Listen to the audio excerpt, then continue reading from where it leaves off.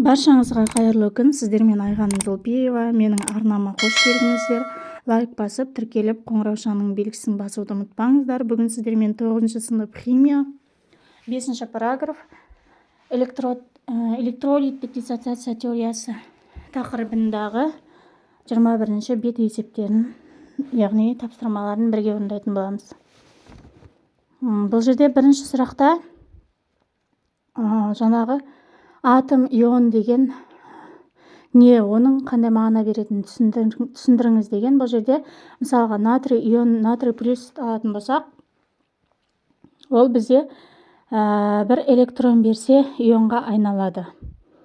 Яғни ион мен атомға анықтама береміз. Екінші сұрақта бізде катиондар мен аниондар деген не? Ерігішті кестені пайдаланып, катиондар мен аниондардың әрқайсысына 3 мысалдан келтіріңіз деген. Яғни кестенің екінші бетін ашып, сол жақтан көруге болады. Үшінші тапсырмада бізде мыс 2 хлоридінің ерітіндісі көк түсті, ал калий хлоридінің ерітіндісі түссіз болуын қалай түсіндіруге болады деген. Төртінші сұрақта натрий, хлор, эцетор, калий иондары түссіз, мыс көк, темір қоңыр, таңқурай түсті болса, мына қосылыс ерітінділерінің түсі қандай болады дейді. Қазір сұрақтарды оқып жатырмын, тапсырмаларын. Қазір келесі бетте жеке-жеке шығару жолдарымен бірге көрсететін боламын. 5-ші сұрақта бізде бөлшектердің құрылысы мен қасиеттерін салыстырыңдар деген. Яғни кальций 0-ден кальций плюс 2-ге. Яғни оның бөлшектердің құрылысы жаңағы протон, электрон, нейтрон, сол құрылысын салыстыратын боламыз. 6-ші сұрақта бізде сірке қышқылы әлсіз электролит, оның диссоциациялану дәрежесін қалай арттыруға болады деген сұрақтарға толық жауап беретін боламыз. Енді бірінші сұраққа жауап беретін болсақ, атом дегеніміз ол ең кіші бөлшек болып саналады, ал ион бізде оң немесе теріс зарядталған ион деп аталады. Яғни мысал ретінде натрий плюс алатын болсақ, бір электрон берсе, яғни натрий плюс ол ионға айналады. Яғни металға тән қасиет көрсететін болады. Ал екінші тапсырмаға келетін болсақ, катион мен анионға мысал келтіреміз. Катион дегеніміз ол плюс таңбаны көрсететін, яғни ерігіштік кестеде жоғарғы орналасқан элементтерді алсақ болады. Натрий плюс, кальций 2 плюс, темір 3 плюс.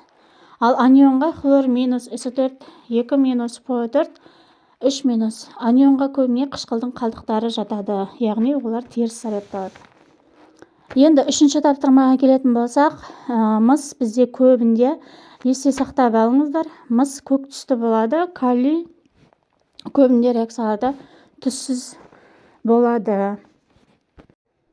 Калий марганец O4 бізде түсін анықтайтын болсақ, таңқурай түсті, мыс сульфаты, яғни купрум S4 көк түсті, феррум хлор 3 бізде қоңыр, натрий 2 S4, натрий сульфаты бізде түссіз болады. Одан кейін бізде келесі 5-ші тапсырма бар. 5-ші тапсырмада бізде бөлшектердің құрылысын салыстыратын боламыз.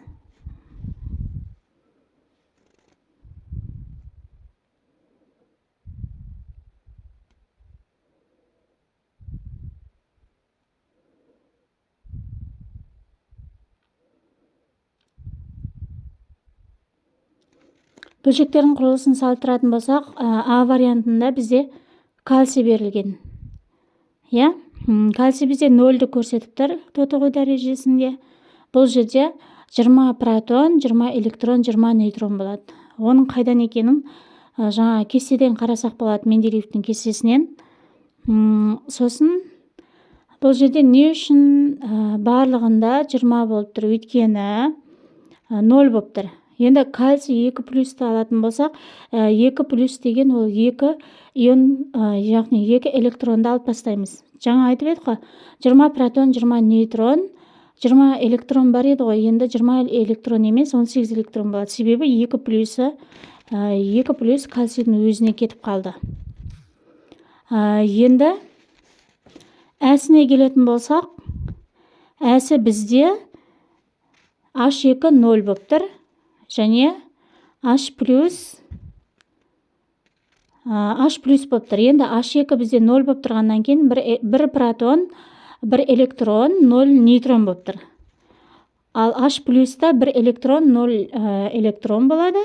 Яғни бір электрон кетіп қалады ғой, және 0 нейтрон болады. Яғни плюс деген сөз уже электрондарды беріп жатыр деген сөз. Енді темірді алатын болсақ, темір 0 болатын болса, егерде 26 протон болады, 26 нейтрон болады, 26 протон, 26 электрон, 30 нейтрон болады. Ал темір 3 плюсте, яғни 26 электроннан 3 электронды алып тастай саламыз да, сол кезде 23 электрон, 30 нейтрон, 26 протон пайда болады. Енді бізде соңғысы қалды, 6-шы. 6-да бізде сұйылту арқылы алатын боламыз. Сұйылту деген бізде ол суды міндетті түрде қосу деген мағынаны білдіреді. Егерде видео ұнаған болса, лайк басып, арнамызға тіркеліп, дамуын қолдап отырыңыздар. Назар салып тыңдағандарыңыз үшін көп рахмет. Қандай да бір сұрақтарыңыз туындаған жағдайда комментарий бөліміне өз пікірлеріңізді жазсаңыздар болады.